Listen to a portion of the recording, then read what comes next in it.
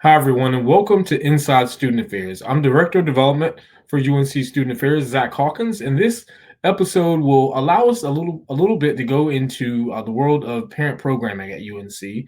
And today with us, we have one of my favorite colleagues, today's special guest, Jenn Mallen, Dr. Jenn Mallen, Director of New Student and Family Programs. How you doing, Jen?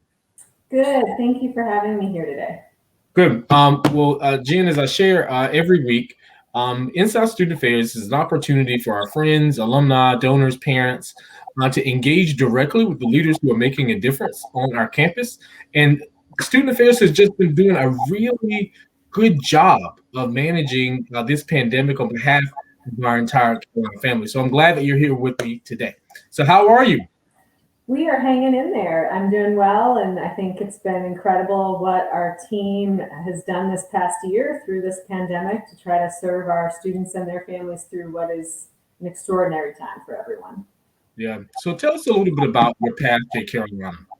Sure. So I am a first generation college student and graduate student myself. And during my undergraduate years, really sort of started to see this world of working in higher education in some capacity. So after college, I sort of took my first position in student affairs, if you will, working as a consultant for the Greek organization that I was a member of as an undergraduate.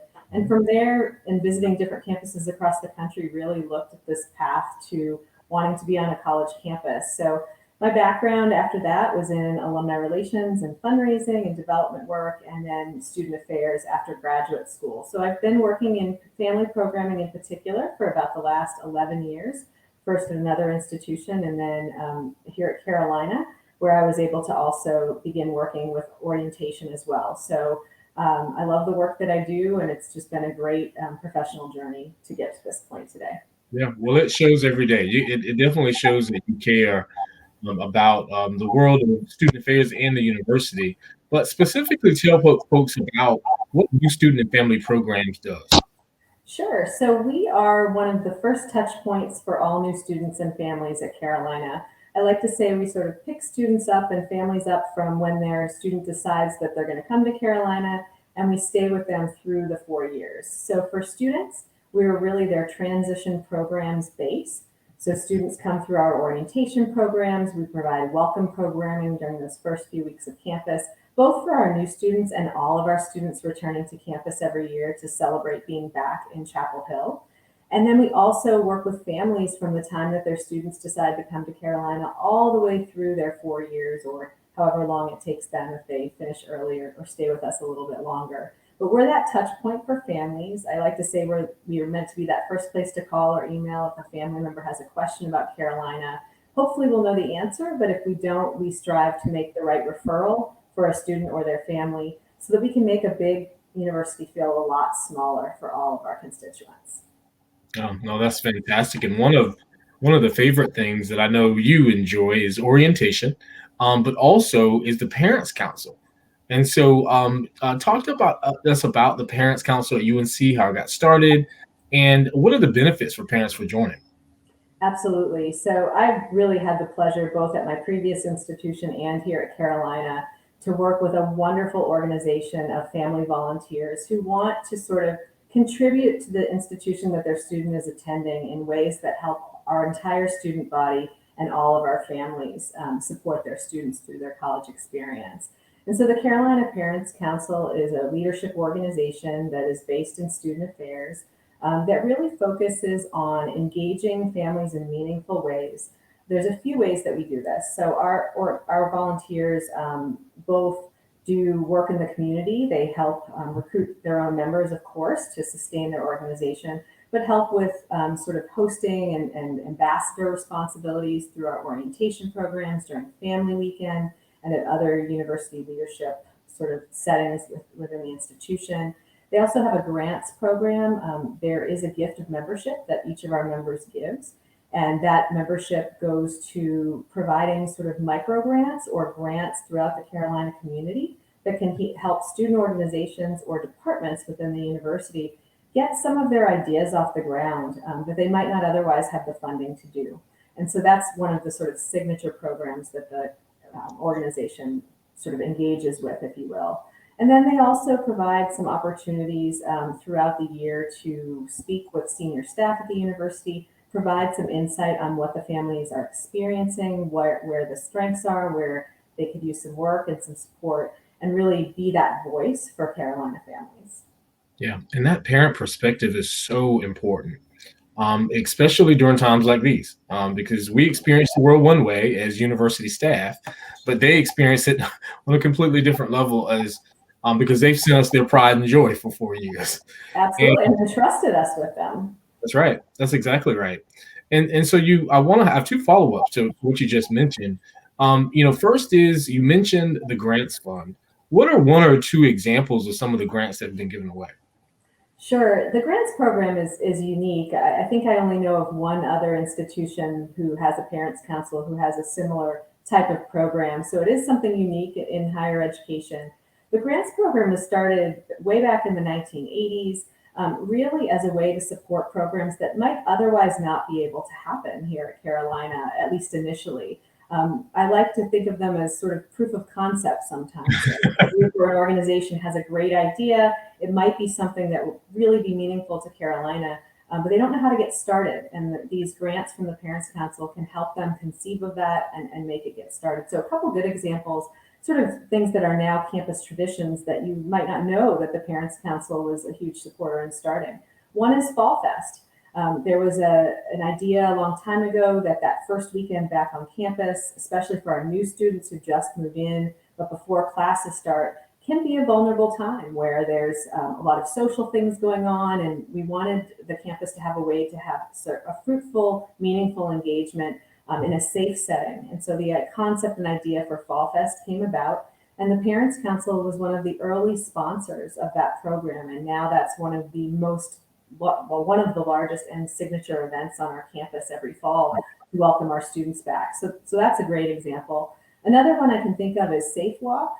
It's a program through which students can call from the library or from any place on campus that they may be after dark and call and get another student who's trained to come meet with them and walk them to where they need to go next for their own safety.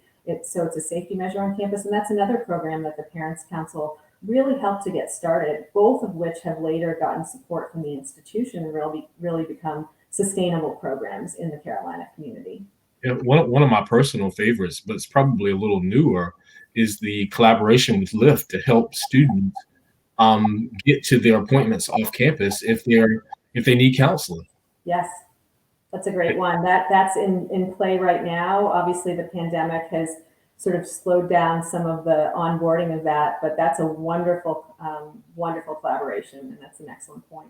Yep. Yeah. Speaking of collaboration, one of the things that you and I get a chance to collaborate along with other colleagues is making sure that the council is more accessible to parents and families and more reflective of the Carolina student body through the grants fund program through this concept of a parents council endowment. And so this parents council endowment, I know you're excited about it because you were there at the beginning. And talk to people a little bit about why all of those things are so important to you and to the operation and to the parents council. Sure. So when I first got here 6 years ago, one of the things that we looked at was sort of the history of this very successful and important organization on our campus that our families are engaged with, and how to sustain that in the best way possible.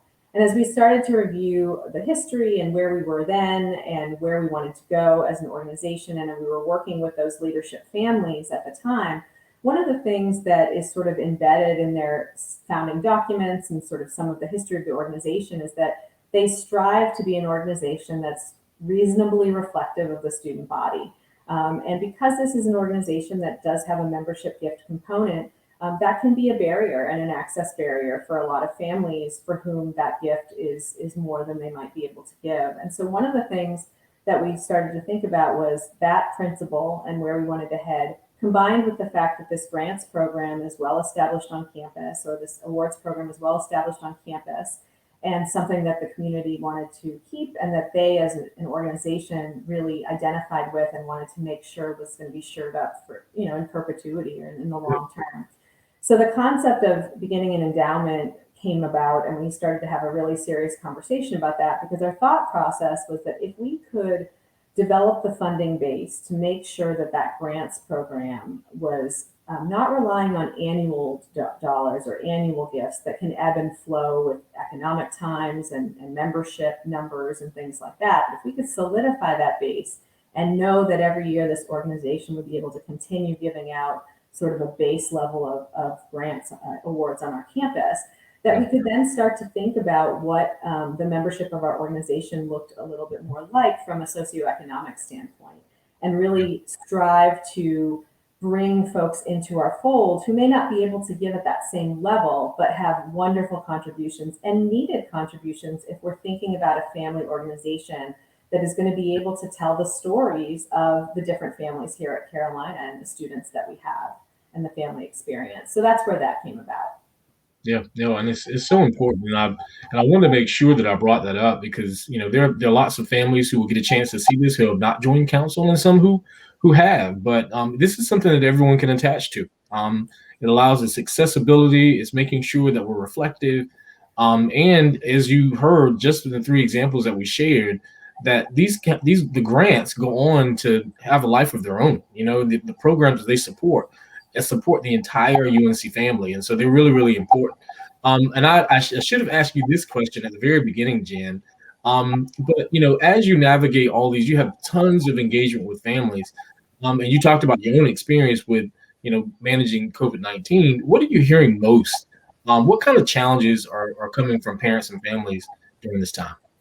Absolutely. I think some of it depends on what part of the Carolina experience their student is in currently. So it's a little bit sort of based on their class year, if you will. So for our junior and senior families over this past year, the disruption and what they thought their experience at Carolina was going to be, both on campus, but outside of Carolina as well, thinking about job placement and internships and what opportunities are still going to be available in an economy that's going to be recovering for some time. So what does that look like for my student? How do I support them? What are the resources that Carolina has to be able to support them through this part of their journey, and a very unexpected turn that we've all had to take in the last year or so? From our newer students, I think there's a feeling of some loss, right? A lot of these students didn't have a high school ending that they had anticipated at all. They certainly didn't have a beginning to college that they thought they would have. Yeah. Our sophomore class this year, started out with a semester of thinking this was going to be one thing, and almost instantly in the early spring, when we left for spring break, and we never came back to campus, had to experience this like we all were. So with those newer students, with those students in their first couple of years, or our transfer students who are maybe juniors but new to Carolina, just thinking about how to make those connections on campus if they haven't already sort of, quote, found their people or found the organizations that they're going to belong to and really invest a lot of their personal time and energy in. Finding those connections has been a real theme this year. And across the board in all of those, you hit it a little earlier when you were talking about the mental health piece. Just the isolation, the anxiety that we're all feeling and we've had to work through. I mean, these are young people who certainly have had resilience and challenges in their life before they got to Carolina, but this is a new level for all of us. And so I think families are really focused in on the well-being of their student, but really our whole community and our whole community of students. No. Thank you for that. I really appreciate that because I know you hear from parents and families all the time, and the one thing that we've learned during this process is we're all in it together. One Tar Heel family, and you play an integral role in that. And so, Jen, we won't ask you about family weekend because I know that's too far off. But if families should know to call you for anything that they need, but family weekend, orientation, parents council, anything that I'm leaving off for the No, operation. that's good. I mean, as we head into the spring semester and sort of into the summer, our new families will be hearing from us soon. We're about to invite their students and them to participate and register for their orientation session, which is always really exciting for us. And for continuing families, we'll continue to send out our newsletters on a regular basis. But as I said at the beginning, we're really meant to be that first call, that first email, We have a Zoom virtual space so that you can see us face to face that we got up to speed last summer and we've kept online all year. So I always like to say, if you remember anything, our email is families@unc.edu to reach out to us that way anytime, or to go to our website and look us up by phone when we're in the office and or in our Zoom space for anything you might have questions about. Oh, well, sounds good. Well, Jenn, I really appreciate you joining Inside Student Affairs today. This will be shared on all social media platforms as well as the Student Affairs newsletter. So parents and families and those who are connected to Carolina will receive this. And so we hope that they enjoy it. But this has been another incredible episode of Inside Student Affairs, allowing the friends of Student Affairs to learn more about the work that we're doing to hold Carolina together during this pandemic. Thanks so much. Thank you.